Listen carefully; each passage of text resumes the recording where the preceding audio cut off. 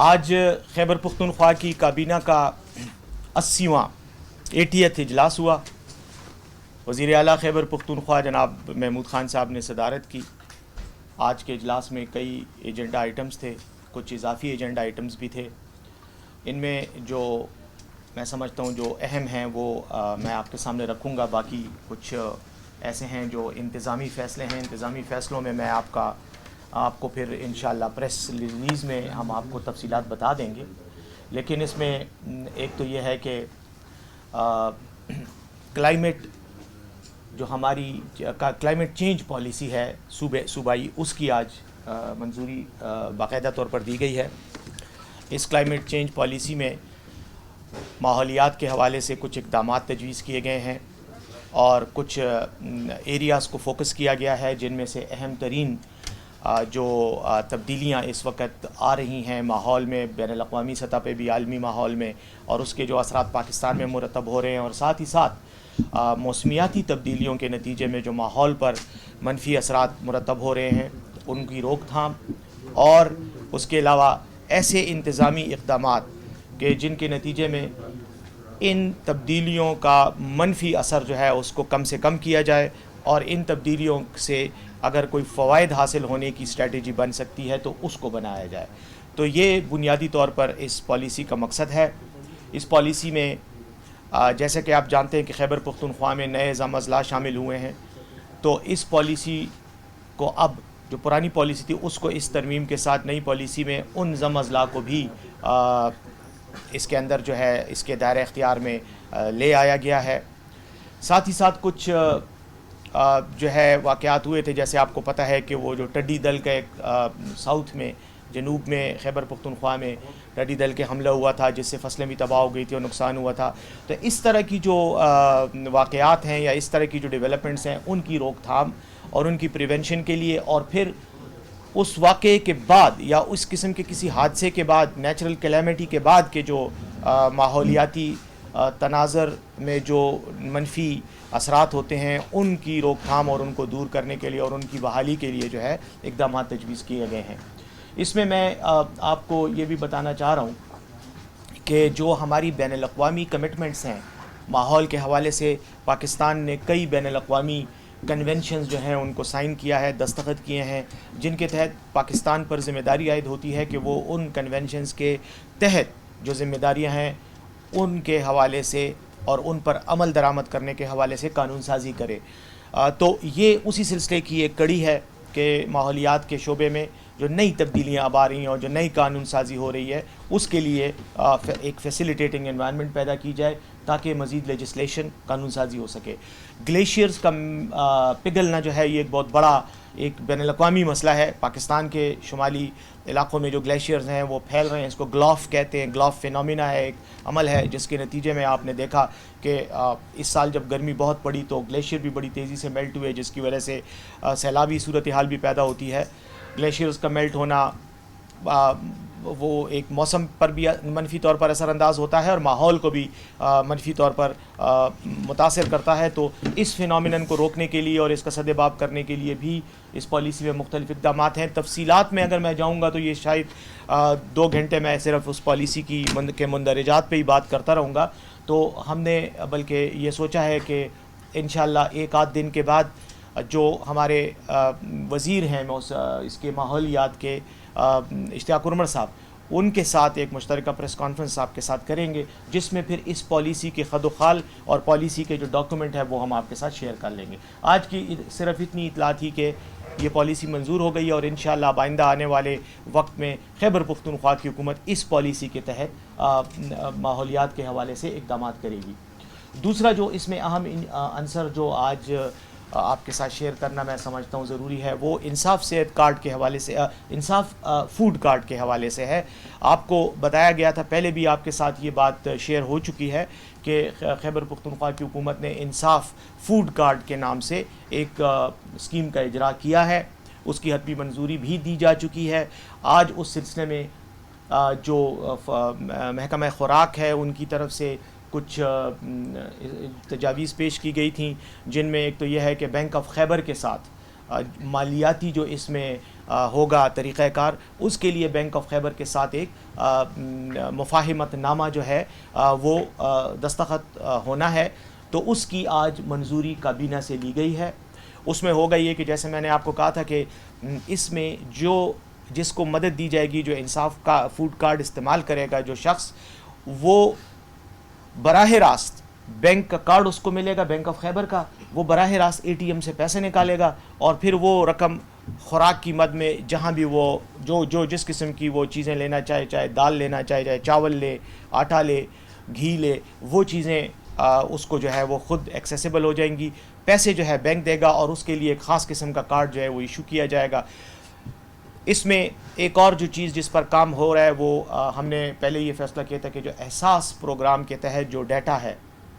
وہ اس میں استعمال کیا جائے گا، یعنی انہوں نے جو سروے کیا ہے اور جن افراد کو انہوں نے شامل کیا ہے جو احساس پروگرام کے تحت مالی امداد کے مستحق ہوتے ہیں، انہی کو ہی ہم پرائیورٹی دیں گے۔ اس کے بعد اس کا سلسلہ آہستہ آہستہ آگے بڑھایا جائے گا۔ اور اس میں جیسے میں نے پہلے بھی آپ کو کہا تھا کہ جو ہماری ماہانہ ایک اجرت کی لمٹ ہے 26,000 روپے سے کم، ان لوگوں کو دیا جائے گا۔ تو اس سلسلے میں وہ سروے بھی تقریباً مکمل ہو چکا ہے، کچھ عرصے میں جب فائنلائز ہو جائے گا، ایم او یو سائن ہو جائے گا بینک آف خیبر کے ساتھ، تو اس کے بعد یہ سسٹم جو ہے یہ آپریشنل ہو جائے گا انشاءاللہ، اور پھر ایک بہت بڑے جو ہے تقریباً ہمارا ٹارگٹ ہے 10 لاکھ گھرانوں کو انشاءاللہ یہ فیسیلیٹی دی جائے گی۔ اس کے ساتھ ساتھ میں باقی جو ہیں زیادہ تر جو امور ہیں وہ انتظامی نوعیت کے ہیں، وہ میں کوئکلی آپ کو بس رن ڈاؤن دے دیتا ہوں، باقی پریس ریلیز میں انشاءاللہ تفصیلات آپ کے ساتھ شیئر ہو جائیں گی۔ Khyber Pakhtunkhwa forestry commission act ہے 1999 کا، اس کے مطابق ایک فارسٹری کمیشن کی تشکیل ہوتی ہے جس کی منظوری کابینہ دیتی ہے، تو وہ آج اس کے ممبران کے حوالے سے اور اس کے لیے جو ایک آفیشیل اور نان آفیشیل ممبران ہوتے ہیں ان کی تقرری کے لیے آج کابینہ نے اس کی اجازت دی ہے۔ اس کے بعد جو ہے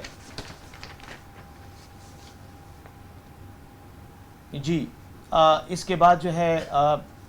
صوبائی کابینہ نے ایک اور فیصلہ کیا، یہ بھی قانون کے تحت چونکہ کابینہ ہی کی ذمہ داری ہے۔ صادق دلاور صاحب ایک ہیں، یہ صوبائی محتسب آفس میں انویسٹیگیشن آفیسر ہیں، ان کو مستقل کرنے کی منظوری دی ہے۔ اس کے ساتھ ساتھ WSSP جو ادارہ ہے، جو طریقہ کار ہے، وہ بنو میں اس سے پہلے جو ہے وہ 3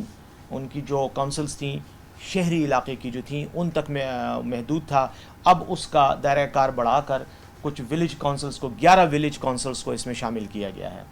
اس سے تقریباً 319 ملین روپے اضافی اخراجات آئیں گے، لیکن اب یہ WSSP کی جو فیسیلیٹی ہے یہ بنو کے 11 ولیج کونسلز ہیں اور تقریباً 5 نیبرہڈ کونسلز ہیں جن تک یہ توسیع کرنے کی منظوری دی گئی ہے۔ اس سے تقریباً کم و بیش 90,000 جو ہیں لوگ وہ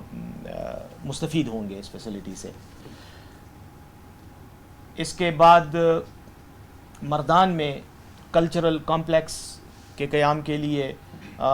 تقریباً 100 کنال اراضی کو لیز پر دینے کی منظوری دی گئی ہے۔ یہ مردان بائی پاس کے قریب بنے گا اور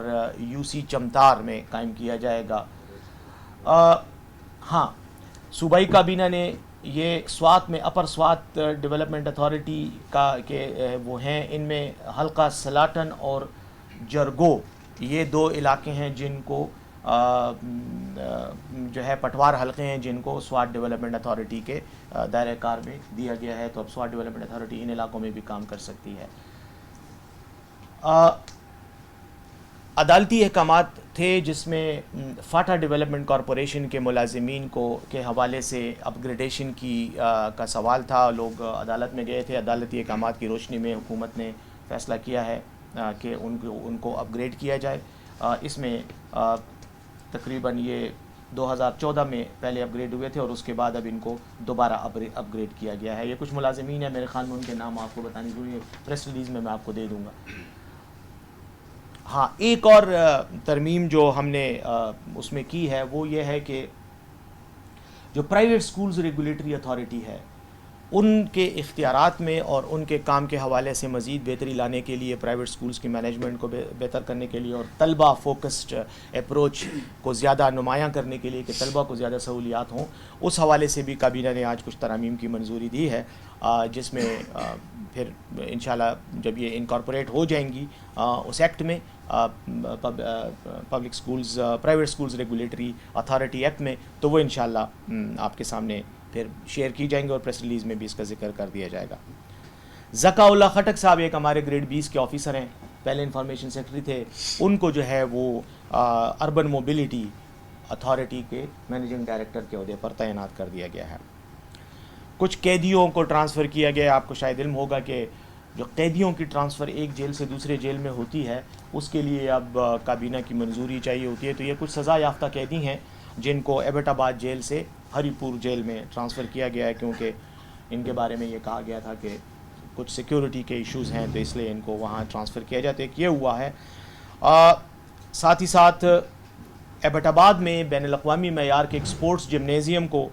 اور خواتین کے لیے انڈور گیمز کی سہولیات کے لیے حکومت نے، کابینہ نے فیصلہ کیا ہے کہ محکمہ صحت کے زیر استعمال کچھ اراضی ہے، اس کو جو ہے وہ مختص کر دیا گیا ہے تاکہ اس پر یہ سپورٹس کمپلیکس جو ہے یہ تعمیر کیا جا سکے۔ یہ محکمہ سپورٹس کو دی گئی ہے۔ اور police force, special reserve police میں 21 کے قریب کچھ اہلکار تھے جو اس سے پہلے مستقل ہونے سے رہ گئے تھے۔ آج صوبائی کابینہ نے ان کی بھی منظوری دے دی ہے۔ یہ مختلف عہدوں پر فائز اہلکار تھے اور وہ 21 کے قریب تھے، باقیوں کو ہو گئی تھی مستقلی، لیکن یہ بعض انتظامی وجوہات کی بنا پہ رہ گئے تھے، تو ان کو بھی آج کر دیا گیا ہے۔ اور ایک اور میں یہ بتاؤں کہ کچھ لوگوں کو کچھ یہ جو ملازمین کی مستقلی ہے، جو اس پر آئے تھے، کانٹریکٹ پر بھرتی ہوئے ہیں یا مختلف پروجیکٹس میں بھرتی ہوئے ہیں اور ان کو بعد میں ریگولرائز کیا گیا ہے، کابینہ نے، آپ کو پتہ ہے وقتاً فوقتاً آپ کے ساتھ شیئر ہوتی رہی ہیں یہ باتیں کہ کئی لوگوں کو،